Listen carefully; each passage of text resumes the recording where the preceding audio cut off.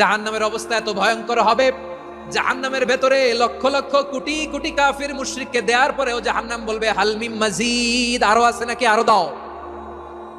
কোটি কোটি কাফেরের দল, মুশরিকের দল, সীমা লঙ্ঘনকারী দল, তাদেরকে যখন জাহান্নামে ফেলা হবে, বড় বড় পাথর খণ্ড জাহান্নামে ফেলা হবে, তারপরও জাহান্নাম বলবে হাল মিন মাজিদ, আরো আছে নাকি, দাও, আরো দাও, আরো দাও।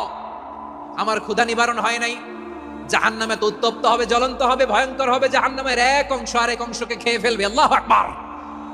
ফেরেশতারাও টালমাটাল হয়ে যাবে। জাহান্নামের রক্ষী ফেরেশতারা কি করবে তারা নিজেরাও বুঝতে পারবে না। কোটি কোটি মুশরিক কাফেরদেরকে জাহান্নামে নিক্ষেপ করার পরেও জাহান্নাম ঠান্ডা হবে না, শান্ত হবে না, বলবে হাল মিন মাজিদ, আরো আছে নাকি, আরো দাও। কোনো কিছুতেই যখন জাহান্নামকে শান্ত করা যায় না, আল্লাহ তাআলা তার কুদরতি পা জাহান্নামে ঢুকিয়ে দিবেন। দেওয়ার সাথে সাথে জাহান্নাম থেকে আওয়াজ আসবে, কাত কাত বিইজ্জাতিকা ওয়া বিকদরিক। আল্লাহ বিইজ্জাতিকা ওয়া বিকারামিক, আল্লাহ আপনার ইজ্জতের